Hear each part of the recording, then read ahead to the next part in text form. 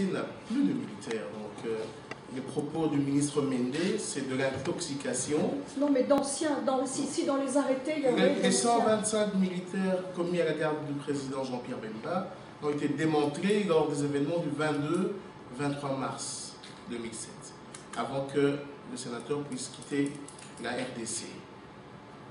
Une bonne partie se retrouve en prison, d'autres avaient demandé refuge dans les installations de la MONUC, actuellement MONUSCO, et une petite partie avait traversé le fleuve pour rejoindre Congo-Brazza. Donc, c'est de l'intoxication, c'est vouloir chercher les brebis galeuses au sein du MLC, simplement pour noircir le dossier de Jean-Pierre Bemba. Non, ça a été, on doit le redire avec force, détermination, qu'il n'y a pas d'anciens militaires qui ont porté une aide quelconque pour ce qui s'est passé le week-end dernier, ni des militaires du MLC qui se retrouveraient en Libye pour pouvoir aider le régime de Kadhafi. C'est de l'intoxication volontaire de la part d'un pouvoir en difficulté. Nous voulons pointer le doigt pour distraire la population par rapport à la vérité. Je peux compléter aussi par rapport à ce que tu viens de dire sur les traces des militaires qu'on retrouve en Libye. Mais si je vous dire sincèrement, ça fait très mal et c'est choquant. En matière de mercenariat, je voudrais ici être clair. Si on aurait vu un noir en Libye, mais au nom du pays et de mon parti, nous informons, on n'est pas venu nous justifier ici, mais plutôt vous dire que ce ne sont pas les militaires du MLC. Parce que vous savez très bien qu'en mercenariat, on peut retrouver des mercenaires belges ou français, ça n'engage pas la France ni la Belgique. Donc, soyons clairs, il ne faut même pas qu'on se justifie là-dessus, ce n'est pas les militaires du MLC, comme on vous le dit, il faut dans tous le prouver. Parce que nous ne savons pas dans quel pays où un État de droit reconnaît qu'ils sont mercenaires. Et en plus, le MLC aujourd'hui, tout ce qu'on avait comme militaire, comme vient de dire maman sénatrice, ils sont tous versés dans l'armée congolaise. Parce qu'il y a eu brassage. Donc, pourquoi je voulais apporter de l'eau au moulin, M. Bongani, pour dire qu'en ce domaine de mercenariat, je crois que les mercenaires, ce sont des gens qui œuvrent librement et qui n'ont pas, qui sont des libéraux. Donc, il ne faut même pas qu'on en parle, c'est vraiment aberrant et ça ne nous engage pas. Voilà. Voilà, Cheikh Fita. Bien, Madame Eva Zaïba, vous avez, enfin, c'est Cheikh Fita du journal en ligne congolais de Belgique. Vous avez parlé de manipulation politico-judiciaire. Autrement dit, il y a une grosse machine derrière tout ça qui fera en sorte que M. Bemba soit écarté le plus possible du pouvoir. Le 6 décembre prochain, un nouveau chef de l'État doit prêter serment. C'est-à-dire, il y a campagne. En ce moment, il y a des candidats qui se positionnent. Nous aimerions connaître la position du MLC face à l'unicité de candidats de l'opposition. Et j'ajouterai, comme il n'y a aucun pays qui accepte Bemba pour la liberté provisoire, est-ce que vous ne pensez pas qu'il est judicieux pour le MLC de soutenir un candidat qui, une fois qu'il passe, il facilite à M. Bemba de rentrer au pays pour sa liberté provisoire? Merci.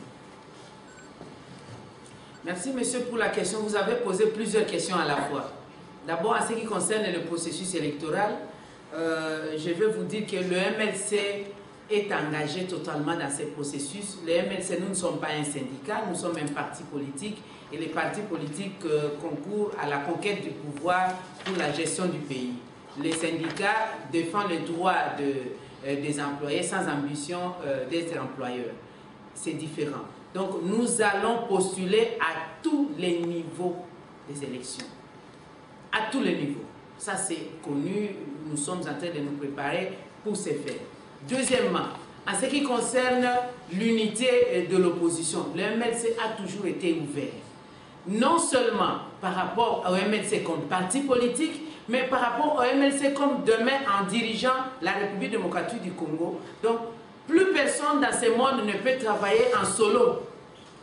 Il faut des alliances, il faut des collaborations. Mais la mondialisation est faite pour ça. Il y a la mondialisation à différentes étapes. Il y a la collaboration à différentes étapes. L'union fait la force. C'est d'ailleurs le mot d'ordre, c'est pas moi, la devise des Africains. Mais cette union, pour sortir les candidats ou l'unicité, c'est à un certain niveau. Chaque chose a son temps. On ne faut pas nous focaliser sur les individus, mais plutôt par rapport à un programme. il faut se focaliser par rapport à un programme. Je vais vous donner l'exemple, parce que les erreurs du passé servent aussi des leçons, ou alors les erreurs que vous voyez vers le jour peuvent vous servir des leçons. Vous savez, la majorité présidentielle au Congo, l'AMP, s'est focalisée sur les individus. Ce n'était pas par rapport au programme pour les 5 ans. M. Kabila, président de la République, avait son programme de 5 chantiers. Gizenga, qui était supposé être de l'opposition, avait son programme. L'UDEMO avait son programme. Mais parce qu'ils se sont mis ensemble en termes d'individus, vous avez vu les difficultés actuellement.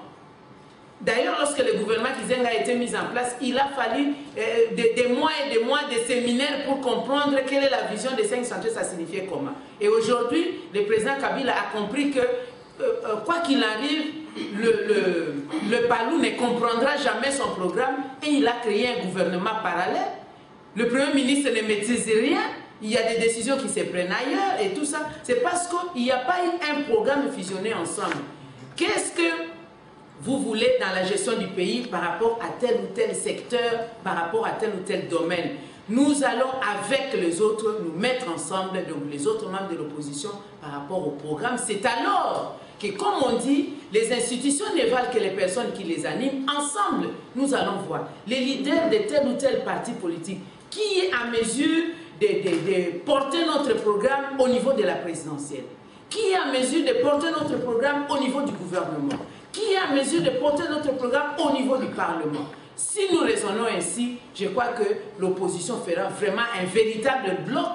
Ça ne sera pas seulement un bloc pour la présidentielle, parce que tellement on parle de la présidentielle, on pense que le pays se dirige seulement au sommet. Non, véritable direction du pays, c'est à la base.